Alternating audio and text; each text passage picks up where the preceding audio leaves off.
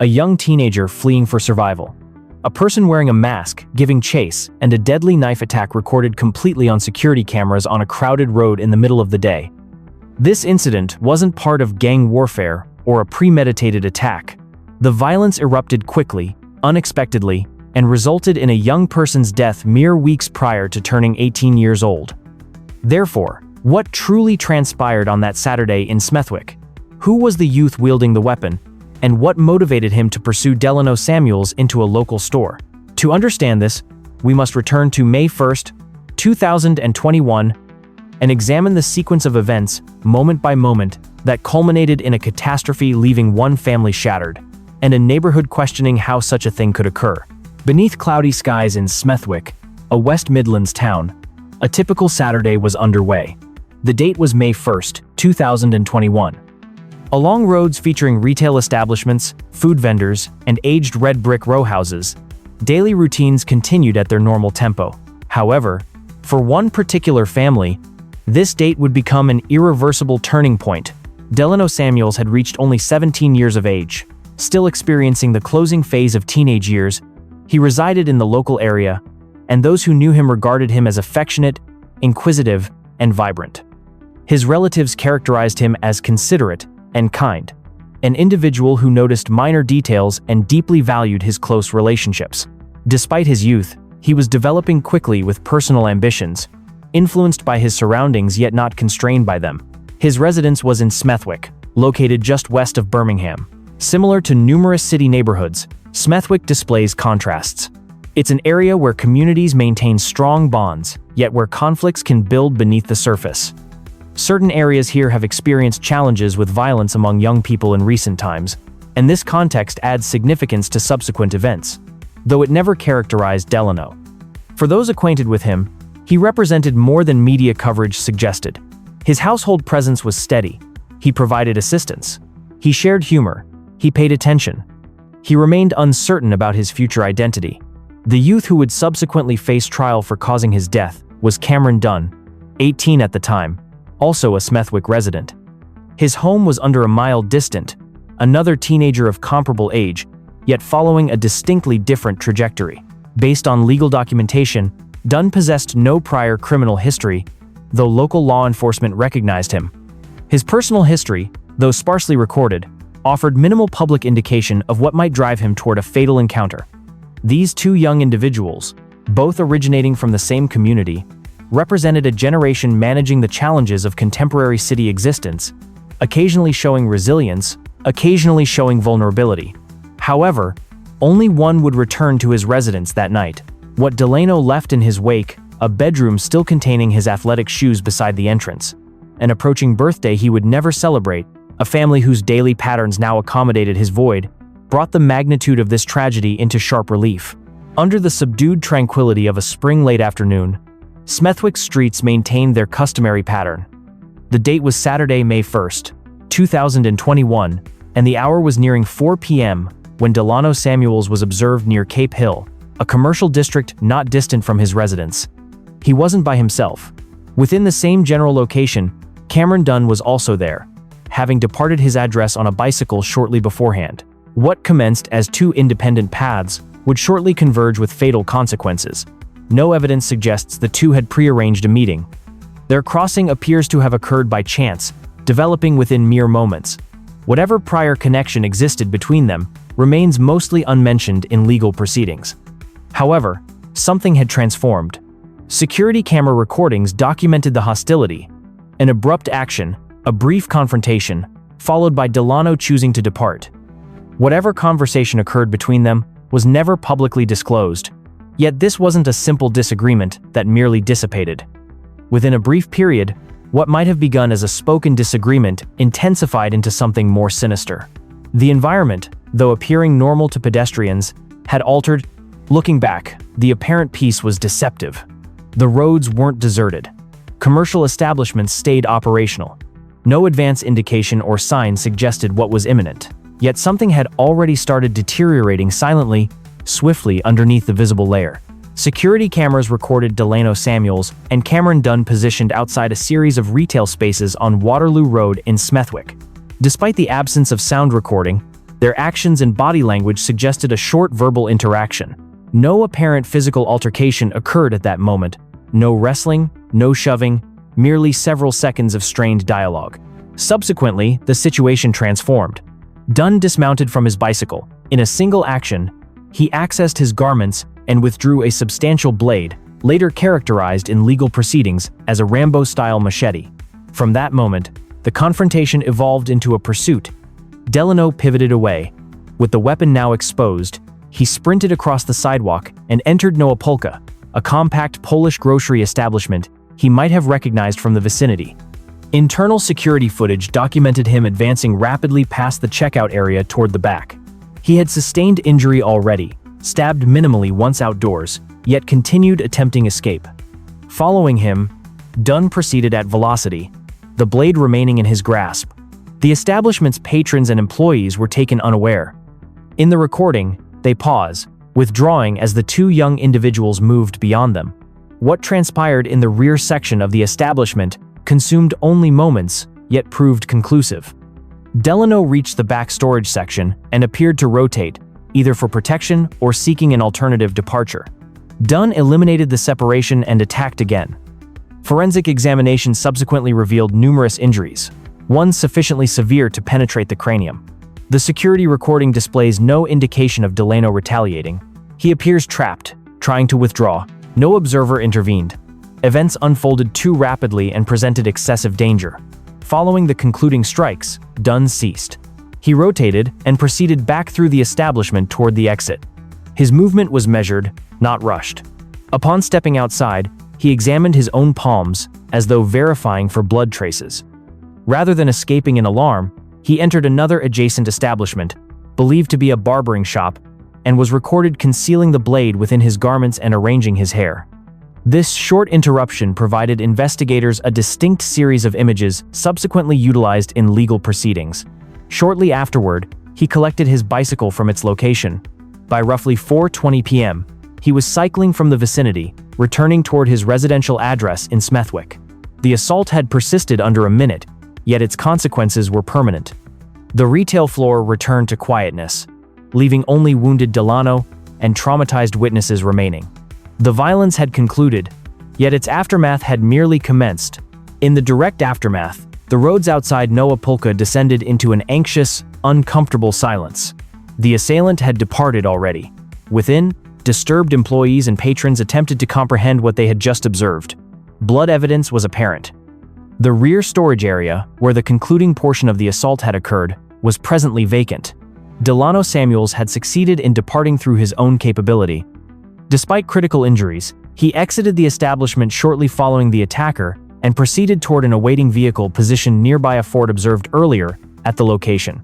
The operator, either unaware of the complete magnitude of what had occurred or responding instinctively, departed the vicinity with Delano inside.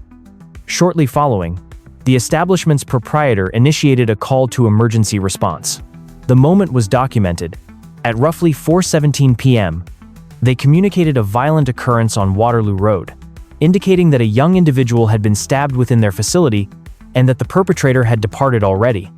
The location was characterized as disorganized, with apparent blood evidence and multiple witnesses present. Concurrently, mere minutes, subsequently, and approximately 1 mile distant, an additional call arrived. A community member had encountered a vehicle that had halted following a minor accident on Heath Street in Winston Green. Within was a young male unconscious, displaying what seemed to be multiple stab injuries.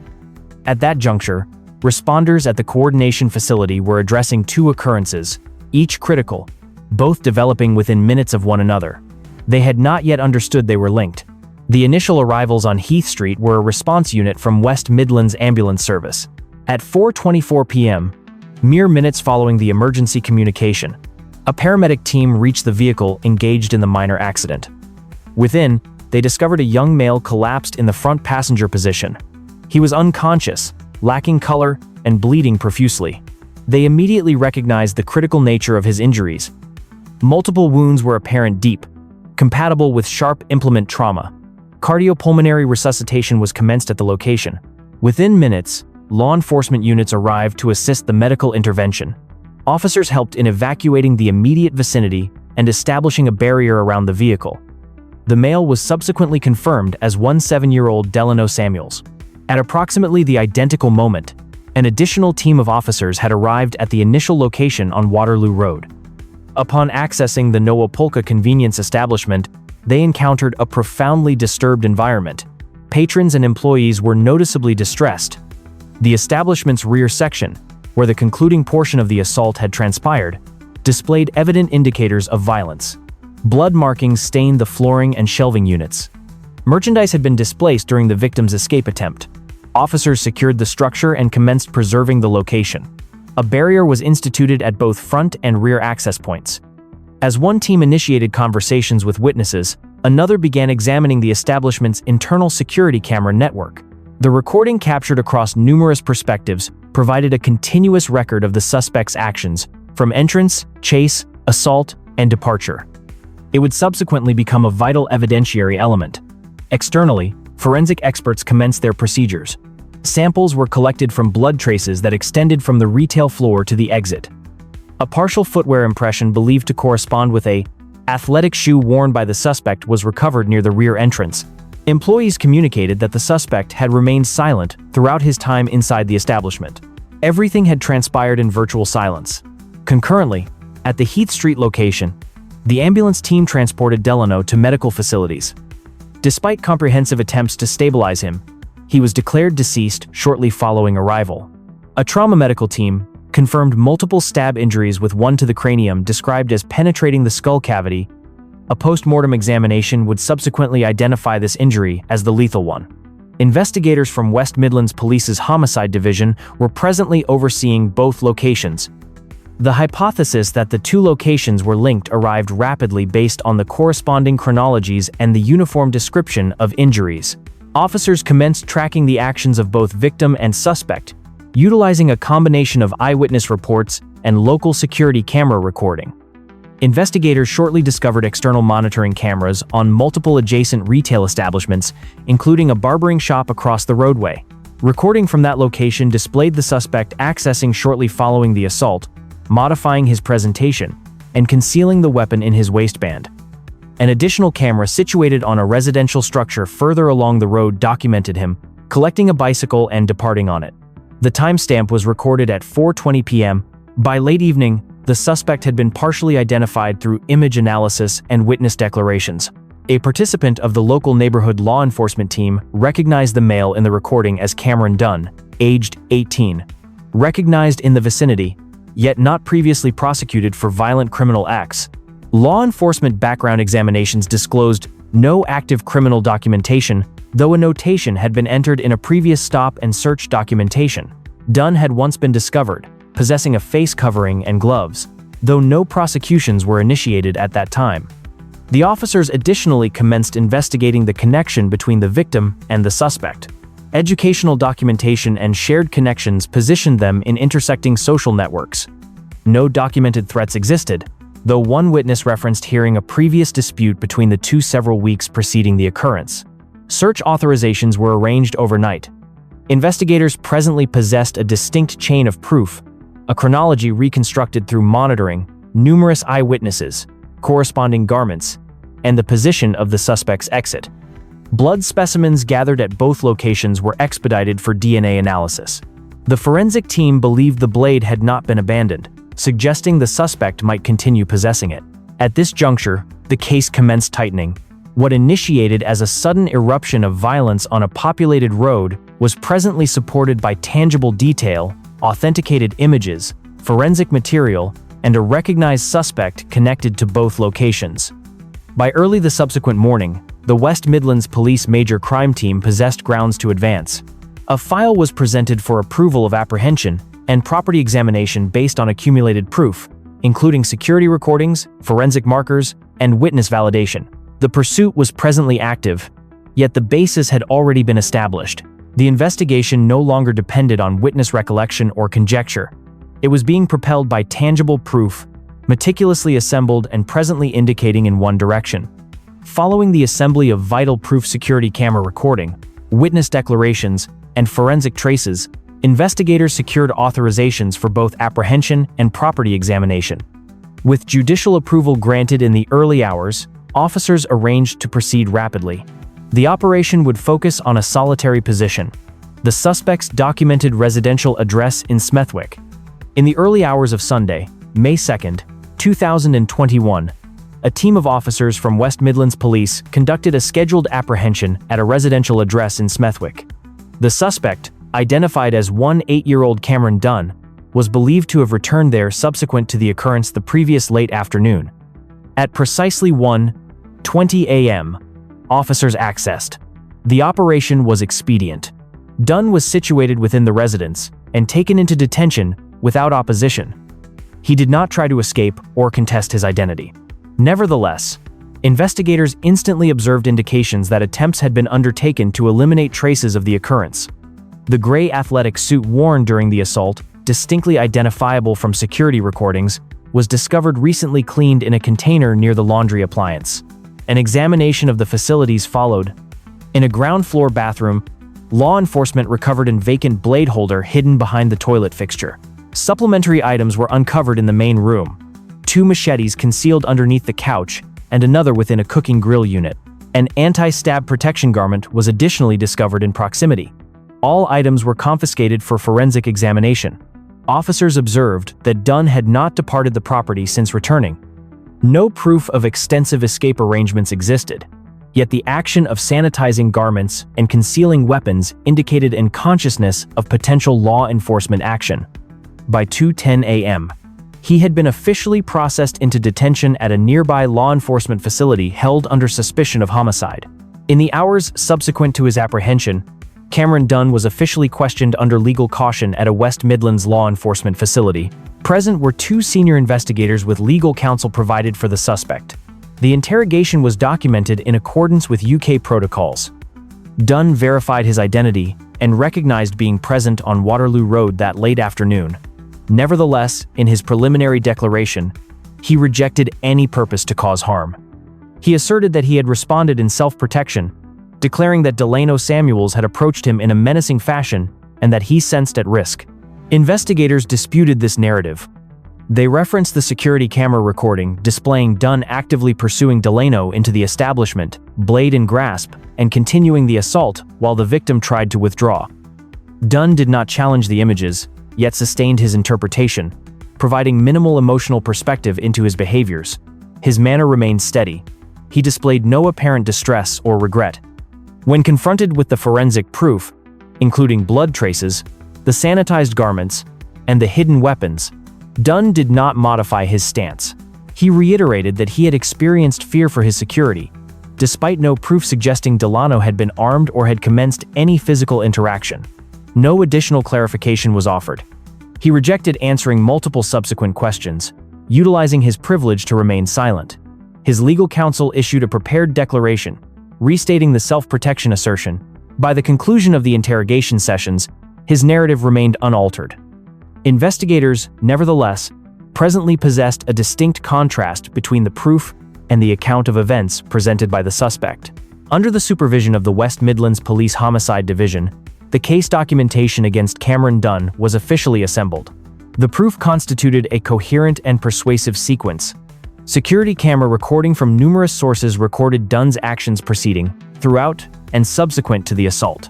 Witnesses at Noapolka validated the chronology, verifying that the victim was unarmed and trying to escape. Forensic examination corresponded blood discovered on the suspect's sanitized garments and at the crime location. The machetes collected from his residence, along with the vacant holder and anti-stab garment, further reinforced premeditation. Investigators additionally documented Dunn's absence of collaboration during interrogation, his unchanged self-protection assertion, and the lack of any instigation from the victim. By the evening of May 2, 2021, all materials were presented to the Crown Prosecution Service. Considered collectively, the tangible proof, witness declarations, and behavioral characteristics created a comprehensive representation. The CPS verified that the standard for legal action had been satisfied with the accusation of homicide approved. The case advanced to legal proceedings. Cameron Dunn's trial was held at Wolverhampton Crown Court in early March 2022. The jury reached a verdict on March 8 after just 90 minutes of deliberation. Prosecutors presented a timeline based on CCTV footage forensic evidence, and witness testimony, arguing the attack on Delano Samuels was deliberate and unjustifiable. The footage showed Dunn arming himself with a machete, pursuing the victim, and stabbing him while he tried to flee. Delano was unarmed and posed no threat. Dunn's defense claimed self-defense, but the jury rejected this. The judge noted the violence was disproportionate and showed intent to cause serious harm.